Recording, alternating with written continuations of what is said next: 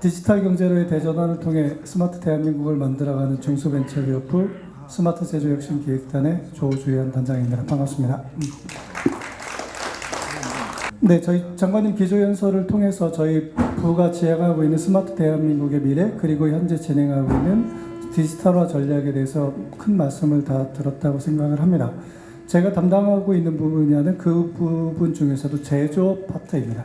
이 제조업의 디지털화를 어떻게 할 것이냐, 이것이 제가 담당하는 분야이고요. 이 부분을 중심으로 설명을 드리도록 하겠고, 저희가 중소벤처기업부이다 보니 이러한 부분에 있어서 특히 중소기업이 당면하고 있는 현실과 수준, 그리고 앞으로 나아갈 방향에 대해서 말씀을 드리고자 합니다. 제조업과 4차 산업혁명, 그리고 우리가 추진하고 있는 제조혁신의 전략, 그리고 향후 계획 순서대로 말씀을 드리겠고요. 첫 번째 파트에서 제조업의 중요성, 제조업의 의교의 변화, 그리고 스마트 공장에 대해서 간단하게 먼저 말씀을 드리도록 하겠습니다.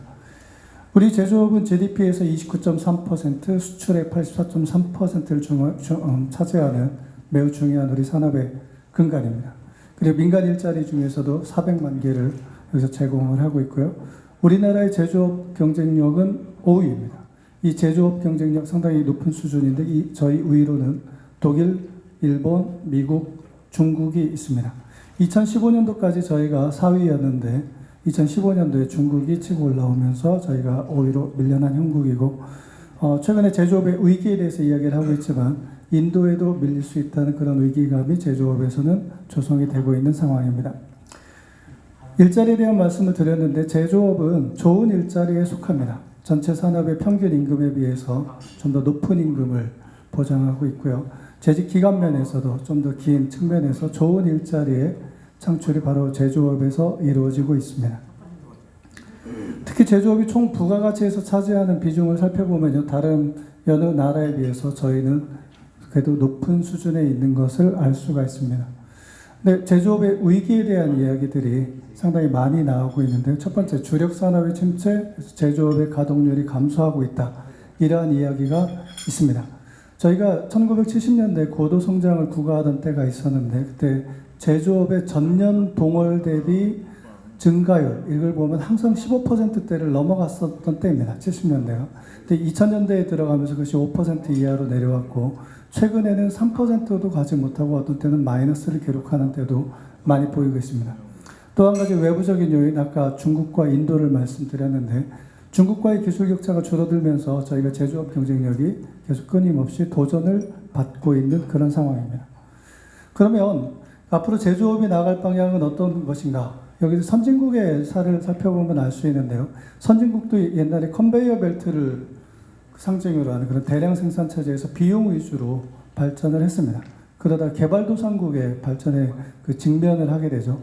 그래서 선진 제조업들이 나가고 있는 방향은 바로 가치와 고객 중심으로 나가게 됩니다. 쉬운 말로 명품을 만들고 그 다음에 핵심 기술을 개발해서 거기서 특허를 기반으로 한 고부가치 제품을 만드는 그러한 전략으로 나가게 됩니다. 저희도 이제 앞으로 제조업이 나갈 방향은 그러한 방향인데, 그럼 이것을 가능하게 하는 것이 무엇인가? 바로 4차 산업혁명에서 답을 찾을 수 있다고 생각을 합니다. 4차 산업혁명의 정의에 대해서는 많은 분들이 알고 계시기 때문에 특별한 말씀을 드리지 않겠고요. 주로 IoT에 대한 이야기를 많이 하다가 지금은 데이터, 네트워크, 인공지능을 이야기합니다. 즉 4차 산업혁명의 DNA라고 하는데요. 이 용어는 다른 말로는 독일에서는 인더스트리 4.0이라고 얘기를 하기도 하고요. 아시는 대로 세계경제포럼에서 4차 산업혁명이라는 단어를 사용하면서 최근 많이 회자되고 있습니다. 이 4차 산업혁명에 대해서 각국에서 대응하고 있는 방향을 간단하게 말씀을 드리겠습니다. 독일에서는 인더스트리 4.0, 중국에서는 중국제조 2025, 미국에서는 매뉴팩처링 USA, 그리고 일본에서는 커넥티드 인더스트리스라는 이러한 정책 프레임을 제안하면서 핵심은 이겁니다. 제조업의 생산 공정에 IT 기술을 접목하고 최근에는 여기에 빅데이터와 인공지능과 로봇을 적극적으로 활용하겠다는 것이 공통된 전략입니다. 그럼 이런 4차 산업혁명의 물결 속에서 우리나라의 대응 수준, 역량은 어느 정도 되는가? 조금 창피한 얘기인데요. UN 산업개발기구에서 평가한 것, 스위스의 UBS라는 그런 금융그룹이 있습니다. 거기에서 평가한 것인데요. 거기에 의하면 우리나라의 이런 4차 산업혁명 대응 수준은 한국은 25위다. 아까 저희가 제조업 경쟁력이 5위 국가라고 했는데 앞으로 미래에 대비해서는 제조업이 할 일이 매우 많다는 것을 이 숫자가 보여주고 있습니다. 특히 코로나가 최근에 이렇게 사태를 맞으면서 저희가 제조업에 대한 생각들을 많이 하게 되는데 이제는 전에 해외로 공장이 이전했던 즉 오프쇼어링이었다면 이제 리쇼어링이 필요하다. 그 다음에 공장의 생산 공정을 현장에서 관리하는 것이 위주였다면 이제는 그것을 클라우드라든지 이런 원격으로 하고 로봇이 대체하는 그런 적극적인 대응이 필요하다. 그리고 특히 많은 말씀을 많이 하는 글로벌 공급망의 붕괴를 많이 이야기를 하는데 이제 공급망을 다변화하면서 국내 생산 기반을 강화해야 된다. 이것을 기술적으로 뒷받침해 주는 것이 디지털화라고 저희는 생각을 하고 있습니다. 코로나 이후에 저희 한국이 맡고 있는 도전이 바로 곧 기회가 될 것이라고 이야기하는 미래학자들도 많은데요. 폴 로머 교수 같은 분은 이제는 기업 현장에서 선순환 성장 구조를 만들어야 되고 그러려면 기술과 인적 자본에 한국이 투자를 해야 된다. 이렇게 얘기를 하고 토마스 프레이 같은 분은 이제 중국 중심의 글로벌 밸류체인이 붕괴되면서 한국이 새로운 기회를 맞게 될 것이라고 이야기하고 짐 데이터 같은 분은 한국이 여기에서 적극적으로 선제적으로 행동할 필요가 있다. 이런 얘기를 하고 있습니다. 자, 그럼 이런 차원에서 스마트 공장이 기술적으로 무엇을 할 수 있는지 조금 설명을 드리려고 합니다. 많이 아시는 분들도 계시겠지만 스마트 공장은 그 공장 현장을 살펴보면 각 생산 설비에다가 센서들을 들고 거기에서 데이터를 수집해서 분석하고 제어하는 일련의 생산 공정의 과정입니다. 근데 여기를 이 생산 공정만 살펴볼 것이 아니라 공급망이라고 얘기하죠. 원부자재가 들어오고 그거를 수발주하는 것. 그 다음에 생산 공정에 들어가는 각각의 부품들을 미리미리 상태를 체크해서 앞으로 어떻게 될 것이다를 알고 분석을 하고 미리 대비하는 것. 그래서 공장이 가동을 멈추는 것을 막는 것이죠. 그런 예지 보수. 그 다음에 고객 수요 관리까지 결합이 되면 현재 고객의 수요가 이렇게 변화하고 있으니 나는 이러한 제품을 만들어서 앞으로 3개월 또는 6개월 후에 이걸 출시해야겠다. 이러한 것까지 미리미리 계획하고 할 수 있는 일련의 과정을 이야기합니다. 전체적인 제조와 관련된 전후의 과정이 모두 디지털화되는 것이 바로 스마트 공장의 개념인데요. 이 수준도 여러 가지가 있습니다. 매우 단순하게 바코드로 트래킹하는 것에서부터 첨단의 인공지능까지 그렇게 여러 가지 수준이 있습니다. 그래서 보통 많이 회자되는 것이 아디다스의 스피드 팩토리라고 해서 신발이라는 걸 만드는데 거의 무인 공정으로 로봇이 만드는 종류가 수백만 가지가 됩니다. 이런 모델 공장도 아디다스가 이미 시도를 한 바가 있고요.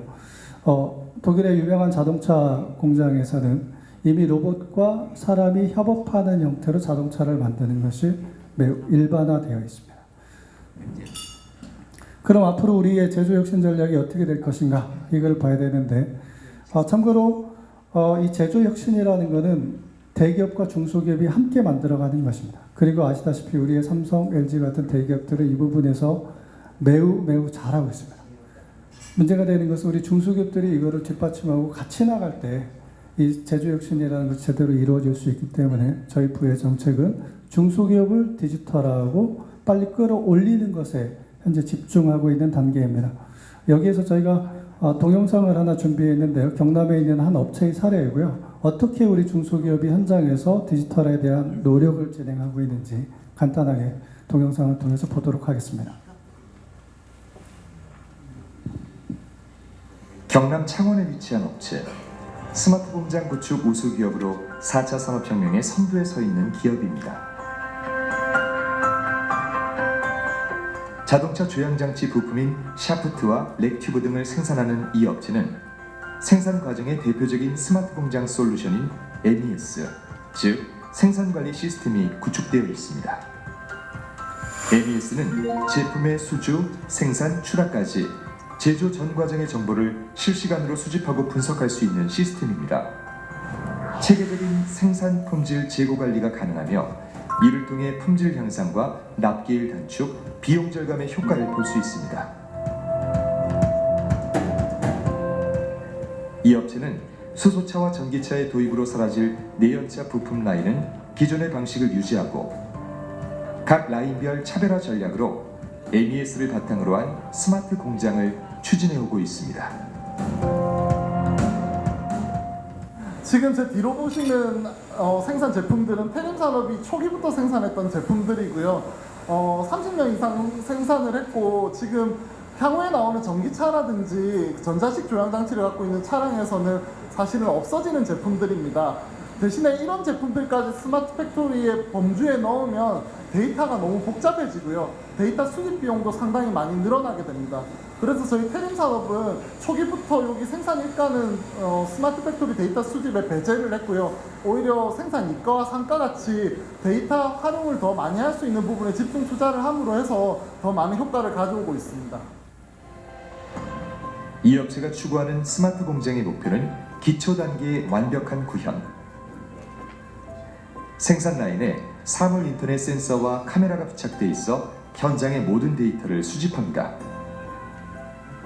모든 기계들은 무선 통신으로 연결되어 정보를 주고받고 실시간 모니터링으로 분석 판단해 보다 세분화된 데이터를 가공합니다. 이렇게 표준화된 데이터는 적용 영역을 구분해 적재적소에 활용됩니다. 많은 회사들에서 이런 스마트 팩토리 기초 단계라고 하면 결국은 설비들이 생산하는 데이터들을 표시하는 데서 이렇게 스마트 팩토리를 완성을 했다라고 말씀을 많이 하시는데요. 저희 태림산업은 거기서 한 단계 더 나아가서 그 각각 설비의 상태를 가동 중인 상태하고 설비가 운영 가능한 상태지만 가동을 하지 않는 상태하고 그 설비 자체가 고장이나 정지되어 있는 상태를 구분을 합니다. 각각의 구분된 데이터들은 낭비로서 포장이 되고요. 그 낭비들은 우선화 작업을 통해서 결국은 사람들이 이 설비에 대해서 어떤 개선 활동을 하고 어떻게 경영 활동을 하는지에 대해서 판단을 하게 되고요. 그 결과물들은 여기에 보시는 간판 시스템이나 여러 툴들을 통해서 저희가 경영 활동에 활용을 하고 있습니다. 태림산업이 스마트 시스템으로 전환을 시작한 것은 5년 전. 30년의 전통과 기술을 가진 업체지만 날로 변화하는 기업 환경에 대한 적응과 원가 압박, 제품 경쟁력 확보에 고민이 깊었습니다. 새로운 돌파구가 필요했던 업체의 해답은 스마트 공장이었습니다. 그 일환으로 2014년 하반기부터 저희는 기술 개발과 설비에 대한 투자가 시작되었고요. 2017년도에 그 국가에서 진행하는 스마트 팩토리 사업을 알게 되었고 그 사업을 통해서 빅데이터를 통한 통합 모니터링 시스템을 구축하게 되었습니다. 최근에는 키오스크를 연계한 전자 게시판을 도입해 작업의 효율성을 높였습니다. 데이터 수집이 가능해짐에 따라 관리 대상이 명확해졌고 낭비도 줄었습니다. 위협한 작업자들은 어떤 작업을 잘못했는지 무슨 실수를 하고 있는지를 정확하게 알게 됐고 그 알게 된 부분들을 작업자한테 교육을 함으로 인해서 그러니까 숙련도나 잘못된 부분을 지적해서 개선되는 부분들이 많아가지고 그러니까 숙련도의 향상이 많이 일어났고 그런 부분들이 스마트 팩토리에서 가장 좋은 점이라고 볼 수 있습니다. 보다 고도화된 생산 성과는 QR코드의 일종인 데이터 매트릭스 코드를 통해 제품 관리에 효율성도 얻었습니다. 생산산과 스마트 시스템 구축에 들어간 비용은 10억 원대, 미래를 위한 투자였습니다. 그 효과는 곧바로 현실화돼 생산 성과에서만 10년치 물량에 달하는 2,900억 원을 수주했는데요. 이러한 주문 확보는 고용 증대로 이어져 올해 40명, 내년 30명가량을 추가 채용할 예정입니다.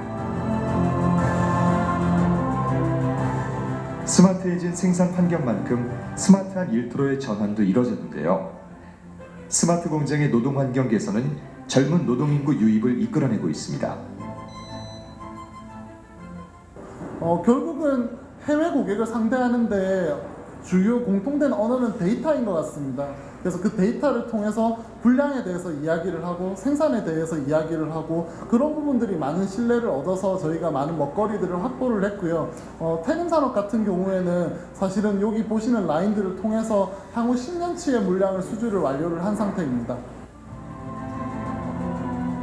태림산업은 공장의 네, 중소기업체의 사례를 보셨는데 굉장히 오랜 동안 스마트 공장에 대해서 노력을 하고 있고 데이터라는 것을 중심으로 해서 생산 공정을 고치고 그걸 통해서 제품에 대한 신뢰도를 높이고 매출을 높여나가고 이 디지털화가 가져오는 그러한 효과들, 중소기업에 가져오는 효과들을 매우 잘 보여주고 있습니다.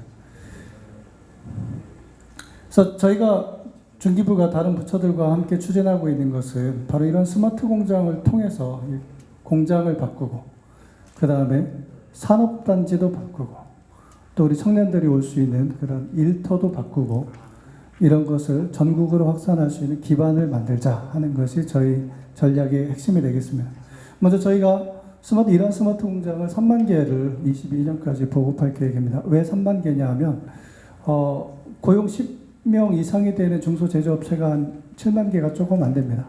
그럼 그 중에 2-3개 정도의 하나씩 이런 노력을 하는 중소기업들이 생기게 되면 우리 제조업의 미래가 달라질 것이다라는 것이 저희 생각이고 작년까지 12,600개를 지원을 했습니다. 그다음에 이렇게 중소기업을 바꾸려면 아무래도 정부가 예산을 많이 좀 써야 됩니다. 그래서 중소기업에 대한 지원도 확대를 했고 필요한 설비 구입에 들어가는 융자 자금도 확대를 하였습니다. 또한 이런 스마트 공장은 사실 대기업과의 협력 관계에서 더 잘 일어나게 됩니다. 대기업이 발주를 하고 그것을 공급하는 과정들이 다 디지털화되면 훨씬 효율적이 되겠죠. 그리고 또 우리 대기업들이 가지고 있는 제조의 노하우를 중소기업에 전수하는 그런 프로그램도 만들었습니다. 전문 인력도 10만 명 양성하겠다고 22년까지 그렇게 계획을 세워서 교육부라든지 이런 고용부라든지 이런 부처들과 함께 협업을 하고 있습니다. 상생에 대한 말씀을 드렸는데 저희가 19년도에 이것을 시작할 때 9개 회사, 삼성을 비롯한 9개 회사가 참여를 했는데 지금은 16개 회사가 참여를 하고 있고요. 특히 대기업에서 이 생산 공정을 관리하다가 퇴직하신 분들을 저희가 스마트 마이스터라는 이름으로 모셔서 중소기업에 다니면서 컨설팅할 수 있는 그런 프로그램도 운영을 하고 있습니다. 산업단지도 바꿔나가고 있는 중인데요. 산단에다가 스마트 공장을 집중적으로 보급하고 여기에 청년들이 올 수 있는 그런 정주 여건을 만들고 디지털화하면 앞으로 미래형 산단이 되겠죠. 이러한 작업들을 산업부와 함께 해나가고 있습니다. 일터에 대한 면에서도 저희가 바꿔나가고 있는데요.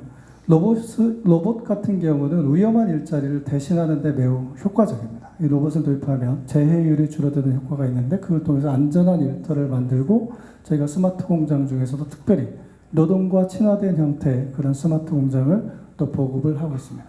또 지역별로도 제조혁신운동을 추진해 나가고 있습니다.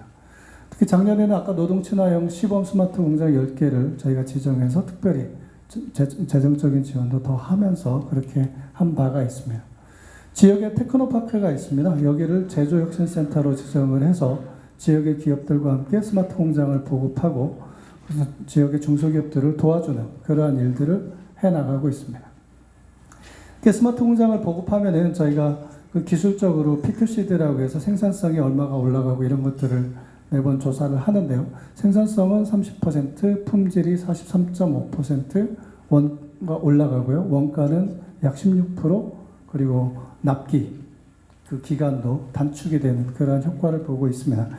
저희가 또 고용이라든지 매출의 동향도 보고 있는데 작년도에 조사를 해보니까 스마트 공장을 보급한 기업들이 대략 매출이나 이런 성장, 그 다음에 추가적인 인력 고용을 통해서 고용이 늘더라 하는 그런 효과도 저희가 검증을 하고 있습니다. 저희가 연구원들을 통해서 그 다음에 또 전반적인 것을 비교군과 분석을 하는데요. 비슷한 여건에 있었던 제조업체들과 그 다음에 그 중에서 스마트 공장을 지원받은 기업과 받지 않은 기업을 비교했을 때 지원받은 기업들이 지원받지 않은 기업들에 비해서 상대적으로 그 이후에 성장률에 있어서 차이를 보이는 것도 저희가 확인을 하고 있습니다. 그래서 이 부분은 이제 지원 사업을 자세하게 설명하는 내용인데 생략을 하도록 하겠고요. 그럼 이렇게 스마트 공장을 보급하는 데서 계속 해나가면 되는 것인가? 그렇지 않다고 생각을 하고요. 스마트 공장은 앞으로 고도화해야 될 그런 과제가 있습니다. 특별히 데이터를 중심으로 고도화해야 되고 그 핵심에는 고성능 컴퓨터를 활용하고 클라우드 스토리지를 활용하는 그러한 기술들이 활용되어야 된다고 그렇게 저희가 보고 있습니다. 그래서 AI와 클라우드 기반의 제조 데이터 플랫폼을 만들어내갈 계획이 있고요. 여기를 통해서 AI를 기반으로 하는 스마트 공장을 만들어내고 또 디지털로 서로 공장과 공장이 연결되는 그러한 스마트 공장도 이끌어 나갈 계획입니다. 앞으로 할 일들이 굉장히 많은데요. 말씀드린 대로 인공지능을 활용하는 공장도 저희가 도와드려야 되고요. 커넥티드 엔터프라이즈라고 해서 기업과 기업을 또 하나의 클러스터 전체를 아니면 사이버 공간선에서 모든 많은 기업들을 디지털로 전환하는 그런 커넥티드 엔터프라이즈도 저희가 해나가야 되고요. 이 가운데서 질 좋은 일자리를 만들고 최고 품질의 제품을 만드는 정말 제조 강소기업들을 키워나가는 그런 작업들도 해나갈 것입니다. 유연 생산과 첨단 제조는 이렇게 보시면 되겠습니다. 제품을 내가 구태여 설계하고 R&D 하지 않아도 그 주문만 받으면 거기에 맞는 제품을 만들어주는데 특화된 업체, 그러한 제조업체를 키울 수 있는 비전도 스마트 공장을 통해서 가능하고요. 창업기업, 벤처기업을 얘기했는데 데이터 분석을 통해서 AI 솔루션을 만드는 벤처기업들이 이런 제조 전문 기업들과 결합하게 되면 이 전체적인 제조 혁신의 생태계도 더 풍성해질 것이라고 생각을 합니다. 이런 방향에 대한 고민은 저희 배포드린 자료에 또한 담겨 있습니다.